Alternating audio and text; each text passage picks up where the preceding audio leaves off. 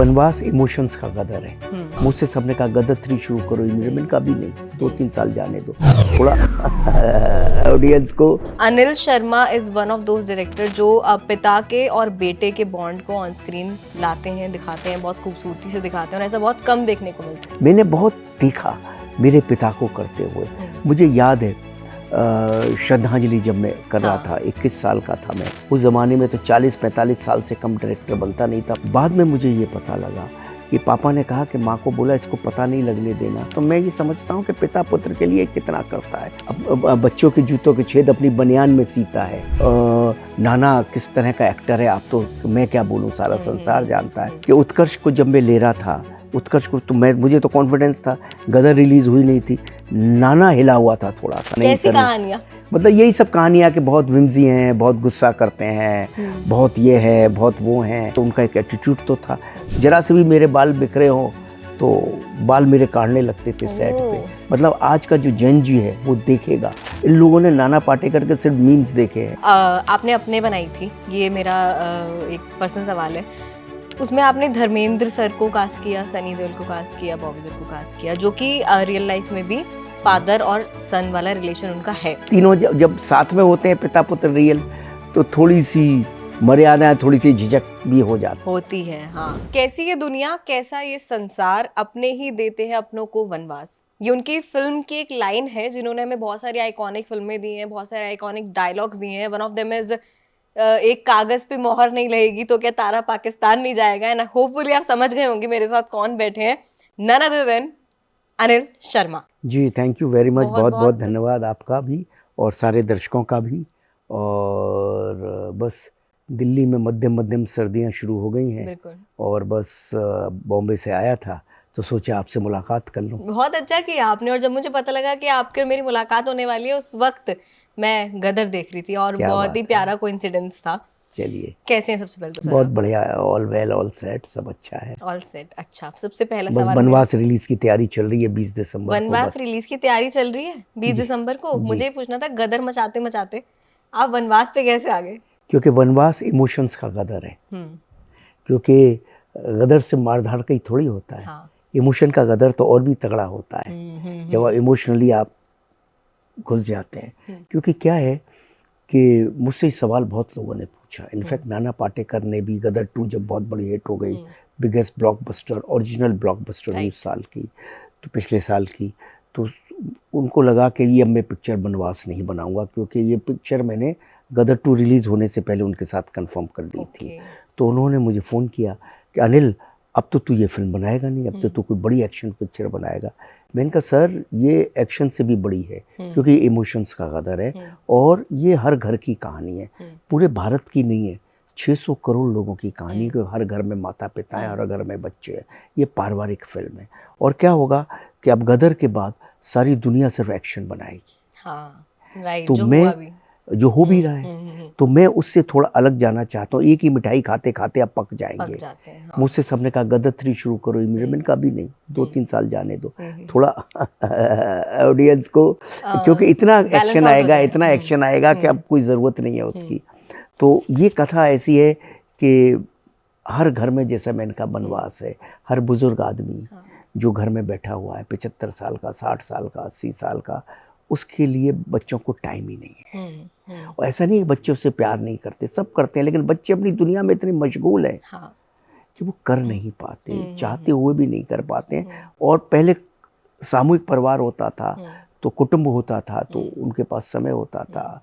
अब तो बहुत अजीब सी स्थिति हो गई। विदेशों में तो बहुत ही ज़्यादा है, फॉरेन में तो बहुत ही ज़्यादा, भारत में तो फिर भी काफ़ी ठीक है, छोटे शहरों में इधर उधर फिर भी काफ़ी ठीक है, बड़े मेट्रोपॉलिटन सिटीज़ में थोड़ा इशू है। तो मुझे लगा कि इस फिल्म को बनाना निहायत ही ज़रूरी है।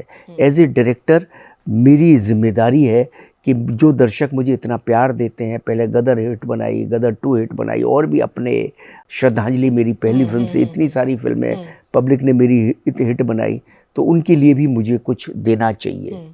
तो मैंने इसीलिए ये वनवास सोचा, वनवास बनाऊँ मैं। बिल्कुल। और जैसे कि आपने बोला कि बहुत ज़रूरी है इमोशनल चीज़ें भी बीच बीच में आना, क्योंकि एक्शन लगातार आ रहा है, उससे तो ऑडियंस पक गई है।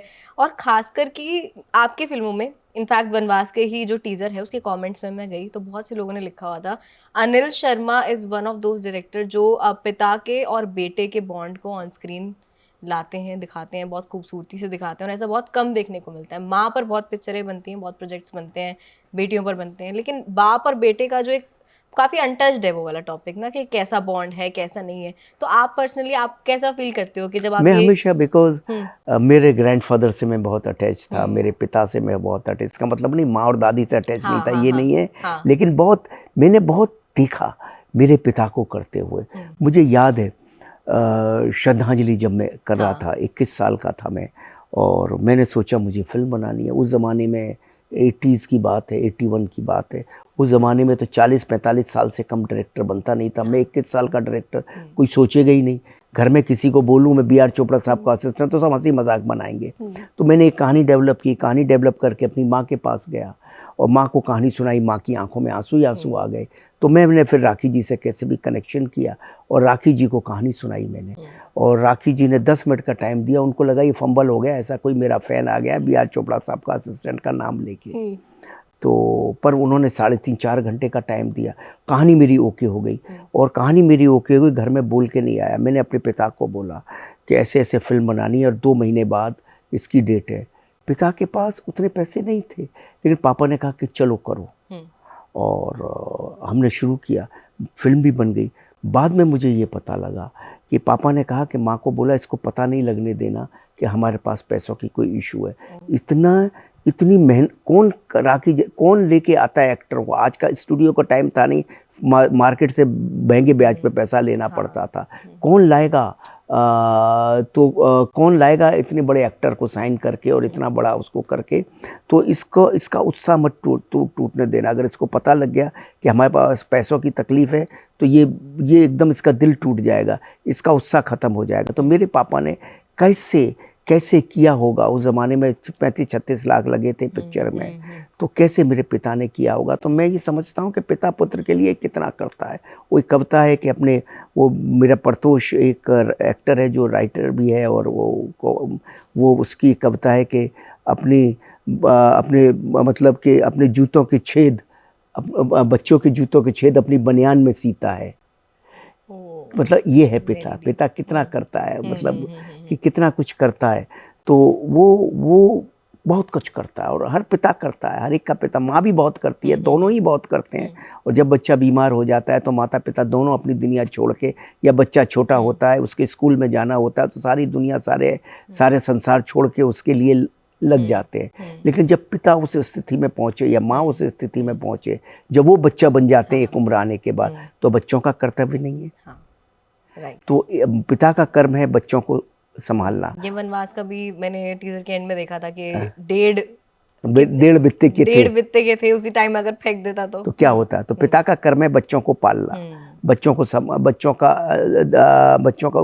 संभालना, और बच्चों का धर्म है पिता को संभालना। तो ये दोनों अपनी अपनी ड्यूटी समझे। माता पिता तो अक्सर समझ जाते हैं, बच्चे भी समझते हैं लेकिन कर नहीं पाते। बट यही एक जो एक इशू रह गया है, क्योंकि हर बच्चे को, आप भी हैं आज, आपको भी बूढ़ा होना है, और जो आज बच्चा है उसको भी बूढ़ा होना है, और जो बाप है वो तो बूढ़ा हो ही गया अपने बच्चे को पालते पालते, लेकिन बच्चा भी तो बूढ़ा होगा। तो हमें ऐसी सोसाइटी, ऐसे समाज का निर्माण करना है जो एक दूसरे को बैलेंस कर सके। तो ये हर माता पिता के लिए डेडिकेटेड है, हर परिवार के लिए डेडिकेटेड फिल्म है वनवास। बिल्कुल। अच्छा, अगर मैं कास्ट की बात करूं, उत्कर्ष हैं, गदर 2 में भी हमने उन्हें देखा था, इनफैक्ट काफी अप्रिसिएशन भी मिला उनकी परफॉर्मेंस को जी। और उनके साथ नाना पाटेकर। सबसे पहले तो आप ये बताओ कि why Utkarsh and Nana Patekar इन वनवास? देखिए, उत्कर्ष इसलिए क्योंकि वो रोल को डिजर्व करता है। और करेक्ट है, जैसा आपने भी कहा गदर में उसने बहुत अच्छा काम किया, तो वो फिल्म डिजर्व करता है। अच्छा एक्टर है, उसकी उम्र का रोल है और अलग तरह का रोल है उसके लिए, एकदम गदर से एकदम डिफरेंट रोल है। तो एज ए डायरेक्टर मुझे लगा वो एकदम राइट है, इसलिए मैंने लिया। और नाना के सामने हमें बहुत ही ब्रिलियंट एक्टर चाहिए। क्या होता है कि 2 बल्लेबाज अगर पिच पे खेल रहे हैं तो दोनों तरफ से रन बन रहे हो तो रन बनते हैं। तो नाना के सामने ऐसी कोई कमज़ोर एक्टर को नहीं रख सकते थे। नाना के सामने रखना है तो बहुत ही मजबूत एक्टर हो। तो नाना किस तरह का एक्टर है, आप तो मैं क्या बोलूँ, सारा संसार जानता है। इनफैक्ट उत्कर्ष के सिलेक्शन की एक बात और आपको बताता हूँ कि उत्कर्ष को जब मैं ले रहा था, उत्कर्ष को तो मुझे तो कॉन्फिडेंस था, गदर रिलीज़ हुई नहीं थी, नाना हिला हुआ था थोड़ा सा, नाना सर को लगता था, मुझे कहते नहीं थे, लेकिन बोले यार देखो शर्मा जी अपने बेटे को प्रमोट करने के लिए इस रोल में ले रहे हैं, तो वो कह तो नहीं पाते, मुझे कैसे बोले, लेकिन उनके मन में थी ये बात, तो मैं समझ रहा था। तो मैंने गदर की कुछ रीलें उनको दिखाई, 2 गाने दिखाए, झूम झूम दिखाया गाना, तो उन्होंने कहा एक दफ़े और चलाओ, और गाना देखने के बाद वो इतना प्रभावित हो गए, बोले उत्कर्ष तो बहुत ही नेचुरल एक्टर है, और मुझे बोले उत्कर्ष को मिला, उत्कर्ष को मिले, उत्कर्ष उनके पाँव छुए, उन्होंने गले वले लगाया और बोले उत्कर्ष को, बोले उत्कर्ष उस अप्रिशिएट करने के लिए, इट डज नॉट मीन, पर उन्होंने जो लाइन बोली मैं बोल रहा हूँ, उत्कर्ष तूने ये तो गाना बहुत बढ़िया किया, मुझे तो लगता है तू मुझसे बेटर एक्टर है। ओके, ये बहुत बड़ी बात है। ये नाना सर ने ऐसा बोला ना, तो मैंने उत्कर्ष ने एकदम पाँव छू लिए, ना सर ऐसी क्या बात करते हो आप काम में तो बिकता भरूं, इतना सही हूँ, तो बोले नहीं। और फिर मुझे बोले अनिल देख आज तेरे को बहुत, तब गदर रिलीज नहीं हुई है, किसी को मालूम नहीं है, बोले अनिल अगर मैं मालूम है क्यों देख रहा था ये, अब तूने कहा देखो, क्योंकि मेरी डबिंग करने आए थे, नाना पाटेकर की ओपनिंग में वॉइस ओवर है, तो वो वॉइस ओवर करने आए थे स्टूडियो में, तब उन्होंने देखा, बोले मैं ये वॉइस ओवर करने आया था, तो मैंने सोचा था तेरे लड़के को देखूंगा मैं, अगर मुझे लगा कि ये एक्टर ठीक नहीं है तो मैं फिल्म नहीं करूंगा, पर एक्चुअली मैंने तूने जो मुझे एडवांस दिया वो मैं वापस कर दूंगा, समझे ना। आज लेकिन मैं फिल्म, आज तेरी ये फिल्म कंफर्म है, अब मैं करूंगा, क्योंकि उन्होंने ही मुझे लाइन बोला कि सामने वाला बैट्समैन, नाना पाटेकर साहब की लाइन है, वो भी रन बनाने वाला होना चाहिए, वो एक एक रन बनाएगा तो हम तो जीरो हो जाएंगे, स्कोर बढ़ेगा ही नहीं कभी, तो वो भी हम में चौका लगाऊं तो सामने भी चौका लगाने वाला होना चाहिए, समझे ना। सचिन और गवास्कर खेलेंगे तो बात बनेगी। हाँ बिल्कुल। अच्छा, अगर मैं दोनों की बात करूं, उत्कर्ष हो गया या फिर नाना पाटेकर हो गए, सबसे पहले नाना पाटेकर के बारे में पूछती हूँ, क्योंकि आपका this is the first project with Nana Patekar. How was the whole experience, how was he on set, off screen, on screen, कैसा था? मैं नाना पाटेकर के साथ बहुत सालों से काम करना चाहता था। इनफैक्ट महाराजा के दौरान मुझे नारायण दास मकीजा जी जो उस वक्त के सबसे बड़े फाइनेंसर थे, उन्होंने मुझसे कहा था तू नाना को साइन कर लेगा ना, पूरा प्रोजेक्ट मैं फंड कर दूंगा। तभी मैं नाना के सर के पास गया था, पर नाना सर के बारे में इतनी इतनी कहानियां मैं सुनता था, तो मुझे लगता था यार पता नहीं मैं करूं नहीं करूं, मतलब यही सब कहानियाँ कि बहुत विम्जी हैं, बहुत गुस्सा करते हैं, बहुत ये है, बहुत वो हैं, बहुत डायरेक्टरों के साथ भी उनकी बहुत चीज़ें हो जाती है। नाना पाटेकर सुपरस्टार थे उस ज़माने में, सब बड़ी बड़ी पिक्चरें कर रहे थे, मगर उनका एक एटीट्यूड तो था। तो मैं कई बार सोचता था करूँ नहीं करूँ, करूँ नहीं करूँ, और फिर कुछ ना कुछ दूसरा प्रोजेक्ट आ जाता था। कई दफ़े गया, नाना सर प्यार भी मुझे बहुत करते थे, लेकिन नाना सर को भी लगने लगा मैं सिर्फ आता हूँ उनके पास, पिक्चर करूँगा नहीं। अच्छा। ऐसा समय गुजर गया। जब ये बनवास की स्क्रिप्ट आई तो मन में 2-3 एक्टर आए, जो भी 2-3-4 एक्टर, उनके नाम नहीं लेना चाहता हूँ, जो भी आज है, जो उस एज में है जिनके साथ हम कर सकते हैं। तो फिर अचानक नाना सर का नाम आया, तो मुझे लगा ये नाना सर एकदम फ्रेश रहेंगे इसके लिए, बाकी सब तो कर रहे हैं, ये तो खुद ही बनवास में है नाना सर, तो कई सालों से काम ही नहीं कर रहे, और काम भी करते हैं तो बहुत सोच समझ के करते हैं, सेलेक्टेड करते हैं। तो मैंने मेरे असिस्टेंट को बोला कि तू उसको फ़ोन लगा, नाना सर को फ़ोन लगा, मैसेज दो। तो नाना सर ने मुझे टाइम दे दिया, पूना बुला लिया।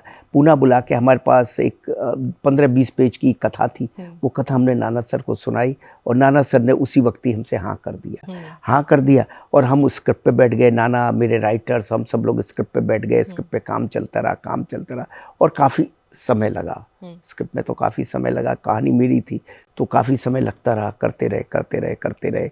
और नाना सर के साथ जब मैंने काम किया तो मुझे ऐसा लगा कि उन जैसा भला और अच्छा इंसान ही नहीं है कोई।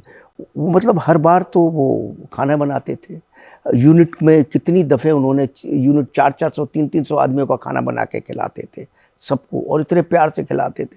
जरा से भी मेरे बाल बिखरे हों तो बाल मेरे काटने लगते थे सेट पे, और इतना कमाल का उनका वो रहा। उसका वीडियो है मेरे पास, मैं भेजूंगा आपको। नाना सर मेरा बाल काट रहे हैं, वो आपको भेज दूंगा मैं दे दूंगा इसको, आपको भेजेगा। तो हमेशा ऐसा करते रहे, और काम में मतलब 9:30 का शॉट है तो 9:30 रेडी होके कैमरे के सामने खड़े हो जाते थे। कोई विम्स नहीं, कोई टेंशन नहीं, कोई नाटक नहीं, कोई ये नहीं कि मुझे यहाँ रहना है वहाँ रहना है। और सीन उनके हर रात सुबह से नेक्स्ट डे जो सीन है हम रात को उसकी रिहर्सल करते थे उनके कमरे में जाके, या कई बार सेट पे कि भाई कल अच्छा इसी सेट पे शूटिंग है तो इसी सेट पे रिहर्सल कर लेते थे शाम को और पूरा मूवमेंट सेट कर लेते थे। 2 घंटे का सीन 1 घंटे में हो जाता था। इतनी जल्दी फास्ट फिल्म बनी उन्हीं की वजह से।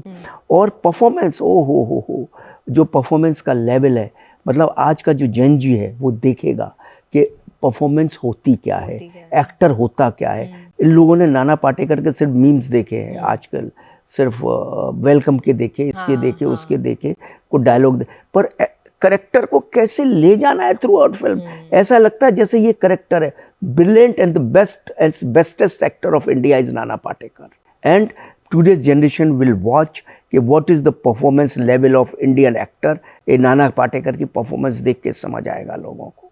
बिल्कुल। इवन आई होप के जिन्होंने अगर टीजर देख लिया है और इंटरव्यू देख रहे हैं तो टीजर से ही काफी ज्यादा कन्विंस हो गए होंगे कि फिल्म देखनी ही देखनी है, क्योंकि टीजर ही काफी ज्यादा टची है। अगर सर उत्कर्ष की बात करूं मैं, आप कैसी इमेज चाहते हैं कि उत्कर्ष की आगे जाके डेवलप हो? Action hero, romantic, soft boy, किस तरीके की? मैं तो सब चाहता हूँ लोग कहें बहुत अच्छा एक्टर है, वो तो है ही खैर, लेकिन हर एक एक्टर की एक इमेज होती है। वो सब तरह के रोल कर सकता है। जीनियस उसने की थी, उसमें एकदम 20-21 साल का था तब उसने एकदम सॉफ्ट बॉय भी किया और रॉ एजेंट भी किया, वो दोनों सेट थे। बचपन में गदर किया तो बच्चा ही था, अब गदर 2 में देखो उसका एक अलग ही था, इसमें एक अलग ही एक रोल है जो आपको पर्दे पे दिखेगा, थोड़ा बहुत आपको टीजर में समझ भी आया होगा। और जो उसका गाना आया है अभी यादों के झरोकों से, उसमें भी उसका थोड़ा सा करेक्टर दिखा होगा, अलग टाइप का करेक्टर है। तो मैं तो चाहता हूँ वो हर तरह के रोल करे, वर्थ स्टाइल एक्टर की तरह उसे लोग जाने, क्योंकि वो उत्कर्ष का क्या है कि वो 4-5 साल अमेरिका में पढ़ के आया और वहाँ उसने बहुत बढ़िया ट्रेनिंग ली और वहाँ पे ओपन माइक्स किए, सब कुछ किए, तो हर तरह के करेक्टर किए, हर तरह की चीज़ की, ज़मीन से जुड़ा हुआ है, बसों में ट्रेनों में चलने वाला बच्चा है और आम आदमियों के बीच घूमने वाला बच्चा है, तो भारत को पूरी तरह समझने वाला बच्चा है। तो मैं चाहता हूँ ऐसी रोल करे जहाँ के वो सिर्फ बांद्रा से वर्सोवा तक ना हो या सब साउथ दिल्ली में ही ना रहे। मैं चाहता हूँ पूरे भारत में भारत की ऑडियंस से उसका कनेक्शन बने, छोटे छोटे शहरों से, तो मथुरा, आगरा, बाराबंकी, इलाहाबाद, साउथ के भी छोटे छोटे शहर, गुजरात के भी, पंजाब के भी, हैदराबाद के भी, पूरे महाराष्ट्र का भी, हर छोटे शहरों से उसका कनेक्शन रहे। तो मैं ऐसे ही चाहता हूँ कि उसको वो पूरे भारत का हीरो बने और पूरे भारत लोग उससे पहचाने कि वो बहुत ही अच्छा एक्टर है। और सबसे ज़्यादा एक चीज़ चाहता हूँ जो हर बाप चाहता है, आज लोग कहते हैं अनिल शर्मा का बेटा है, मैं चाहता हूँ लोग कहें कि अनिल शर्मा जी इसके पिता थे, पिता हैं। ओके, ये बहुत बड़ी बात है, बहुत प्राउड मोमेंट होता है किसी भी पिता के लिए, मुझे लगता है। अच्छा, खास करके अगर इस गाने की बात करूँ यादों के झरोके से, और पूरी फिल्म की भी, वनवास की शूटिंग कहाँ हुई है? शूटिंग हुई हमारी बनारस में हुई शूटिंग, और शिमला में हुई शूटिंग, और बॉम्बे में हुई। और यादों के झरोकों से बहुत ही लोग उसे प्यार दे रहे हैं, वेरी ब्यूटीफुल, बहुत ही मेलोडियस सॉन्ग है। सब कहते हैं कि यार ऐसा लगता है जैसे पुराने ज़माने की मेलोडीज आ गई, क्यों सिचुएशन ही ऐसी थी और उस सिचुएशन की डिमांड थी। आज ऐसे स्लो, ऐसे मीठे गाने बनते नहीं हैं। और बहुत सारे रैप का ज़माना है ना, बहुत सारे लोगों को लगता है ये क्या है, मतलब जो थोड़ा सा जैन जी को लगता है ये क्या है, लेकिन जब वो सुनते हैं तो उसमें इतना खो जाते हैं। आप सिर्फ यादों के झरोकों के आप गानों के कमेंट देखिए, लोग मैड हुए पड़े हैं और गाना ऑलरेडी इतना हिट हो गया है, गाना बढ़ता चला जाए, ग्रो होता चला जाए। आज मैं दिल्ली में हूँ, कल एक दो फंक्शनों में गया था, वो फंक्शनों में गाना बज रहा था। तो ऑलरेडी गाना पकड़ गया, ऑलरेडी गाना, क्योंकि रोमांस जहाँ है, रोमांस से बड़ी चीज़ तो संसार में कुछ है ही नहीं। और लड़कियां तो रोमांस को ऐसा पकड़ती है कि पूछो मत। ये बहुत है। तो ये इसको एकदम गाने को पकड़ लिया है लोगों ने। बिल्कुल। अच्छा, अगर बात करूँ श्रद्धांजलि, अपने और अब वनवास, एक ही कैटेगरी है तीनों की? हाँ, मतलब फैमिली जोन है। वो भी फैमिली जोन था।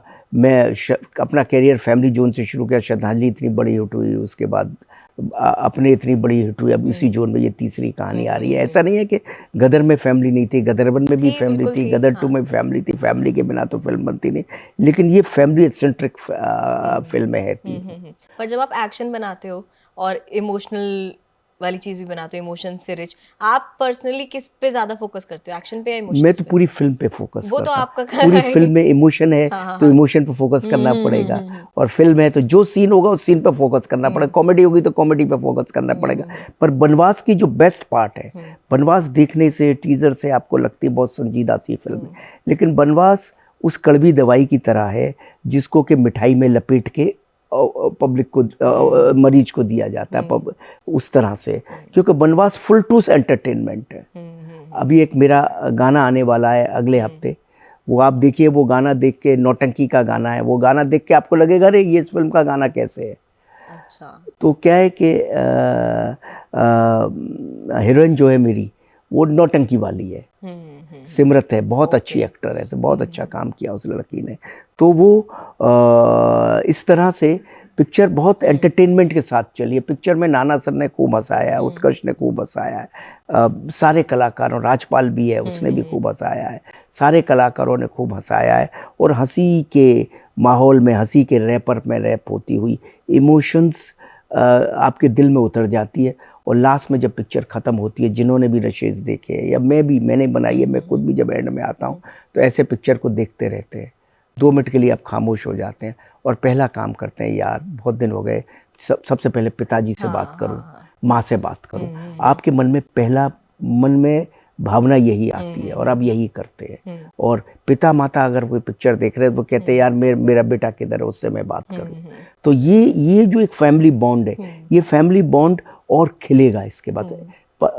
भारत का दुनिया में परिवार, हर कोई अपना बच्चा, अपने माता पिता को प्यार करता है, हर माता पिता बच्चों को प्यार करते हैं। थोड़े बहुत हैं जो नहीं कर पा रहे होंगे, नहीं, या मजबूरियां रही होंगी, उनका भी कोई दोष नहीं है, लेकिन आपको अंदर अचानक एक फील आता है, नहीं यार कुछ समय मैं अपने पिता के साथ गुजारना चाहता हूँ, अपनी माँ के साथ। और ये एज अ फिल्म मेकर एक बहुत बड़ा अचीवमेंट है अगर आप किसी के इमोशंस को चेंज कर दें। हाँ, आप नहीं, इमोशन चेंज नहीं कर रहा हूँ, इमोशन तो है आपके अंदर, वो थोड़ी सी धूल हटा रहा हूँ, एग्जैजरेट कर दें, धूल हटा दें, धूल हटा रहा हूँ। थोड़ा सा आप अपने काम में इतना मशगूल हो चुके हैं, आपको बस वो ऐसी है हर किसी का। अब आप दिल्ली में रह रहे हैं, आपके पेरेंट्स कहीं दूसरे शहर में रह रहे हैं, तो वो आपको एक वैक्यूम तो आता ही है ना, आता ही है वो तो। ठीक है, आज फेस टाइम है, आप रोज बात कर लेते हैं, सब कुछ है, लेकिन फिर भी करीब पास छूने का एक अलग फील होता है, गले लिपटने का एक अलग फील होता है। अच्छा, आपने अपने बनाई थी, ये मेरा एक पर्सनल सवाल है, उसमें आपने धर्मेंद्र सर को कास्ट किया, सनी देओल को कास्ट किया, बॉबी देओल को कास्ट किया, जो कि रियल लाइफ में भी फादर और सन वाला रिलेशन उनका है। और अब आप जब उत्कर्ष को गदर 2 में आपने काम करवाया सनी देओल के साथ, हालांकि वो गदर 1 में भी थे, इसके बाद अब नाना पाटेकर के साथ वही बॉन्ड है, पिता वाला पुत्र वाला। क्या फर्क आता है जब 2 एक्टर असल जिंदगी में भी वही रिलेशन शेयर करते हैं और आपको स्क्रीन पे उन्हें उसी में दिखाना है, और जब 2 एक्टर जो असल जिंदगी में कोई रिलेशन नहीं है और आपको स्क्रीन पे वैसा रिलेशन दिखाना है? देखो, वो तीनों का क्या था, बहुत इमोशनली कनेक्टेड है, पूरा परिवार है, एक्चुअली वो अपने ही है। हाँ। तो वो जब करते थे, वो दिखता है, तो वो एक्टिंग नहीं होती थी, वो तीनों जब लिपटते थे, हंसते थे, मजाक करते थे, तो बहुत रियल, बहुत नेचुरल था। उस वक्त उन एक्टरों को आपस में काम करने के लिए कोई मेहनत नहीं करनी पड़ती, बहुत नेचुरल होता है। जब पिता पुत्र नहीं होते हैं तो दोनों को वर्क करना पड़ता है, उस इमोशन को क्रिएट करने के लिए घुसना पड़ता है, थोड़ी सी एफर्ट ज़्यादा लगते हैं, लेकिन वो तीनों हैं तो एफर्ट नहीं होंगे, एफर्ट लेस होगा। और इन दोनों को जब पिता पुत्र नहीं होते हैं तो एफर्टलेस, स्क्रीन पे तो एफर्टलेस ही दिखेगा, लेकिन उस एफर्टलेस को दिखाने के लिए एफर्ट तो उसमें है, होता है एक्स्ट्रा। अच्छा, और तीनों जब साथ में होते हैं पिता पुत्र रियल, तो थोड़ी सी मर्यादाएं, थोड़ी सी झिझक भी हो जाती है। हाँ। होती है। अब जैसे मैं और उत्कर्ष करते हैं तो ठीक है, बहुत सारी चीज़ें, मैं तो सेट पे एज ए डायरेक्टर काम करता हूँ, लेकिन फिर भी वो शायद बाहर किसी डायरेक्टर के साथ काम करे तो शायद ज़्यादा खुलेगा, ज़्यादा मस्तियाँ करेगा। मेरे संग थोड़ा सा करता है मस्तियाँ बहुत, लेकिन बहुत सारी मस्तियाँ नहीं कर पाएगा, थोड़ा सा तो होता ही है। तो पिता पुत्र जब साथ में रहते हैं तो हल्की हल्की एक, खासकर हमारी इंडियन फैमिली वैल्यूज़ की तरह से कहीं एक थोड़ी सी मर्यादाएं बीच में आ जाती हैं, लेकिन जब परफॉर्म कर रहे होते हैं सीन तो बहुत खुल जाते हैं। बिल्कुल। अच्छा, वनवास आ रही है 20 दिसंबर को एंड आई होप कि सब लोग देखेंगे। जाते जाते एक सवाल और है कि पार्ट 2 आपने गदर का बनाया था, 3 भी आएगा ही आएगा, इतना जी। तो हम भरोसा रखते हैं आप पे। तहलका, हुकूमत, इनके अगले पार्ट्स आ सकते हैं कभी? हाँ, बहुत लोग मुझे बोल रहे हैं अभी तहलका, स्पेशली तहलका और हुकूमत दोनों का ही हाँ, सब हाँ, बोलते हैं। देखिए आपने भी आज सवाल कर लिया, अब मुझे सोचना पड़ेगा। आपने भी सवाल किया तो सोचना पड़ेगा। अच्छा, बिल्कुल आप सोचिएगा। खैर 20 दिसंबर को वनवास आ रही है। नाना पाटेकर को एज सर सेड आप बहुत ही अच्छी तरीके से जान पाएंगे, खास करके जो आजकल की जनरेशन है बहुत अच्छे से जान पाएगी किस तरीके के एक्टर वो हैं। उत्कर्ष हैं, उत्कर्ष का काम हमने पहले भी देखा है, इस बार और देखने को मिलेगा एंड आई होप सबको एंड काफी। Simrat, she is very Simrat is also there. तो एंड तो मैं बस यही कह रहा हूँ दर्शकों से कि भाई 20 दिसंबर बस अपनों को पहचानिए। क्रिसमस का वीक है, भरपूर परिवार के साथ इस पिक्चर को देखने आए। बहुत अच्छा लगेगा, आपका मन भर जाएगा और खूब हंसेंगे और खूब आनंद करेंगे इस पिक्चर में। नमस्कार, हैप्पी क्रिसमस आने वाली है, उसके लिए अभी से बधाई। Okay, thank you for talking to us sir. Okay, thank you.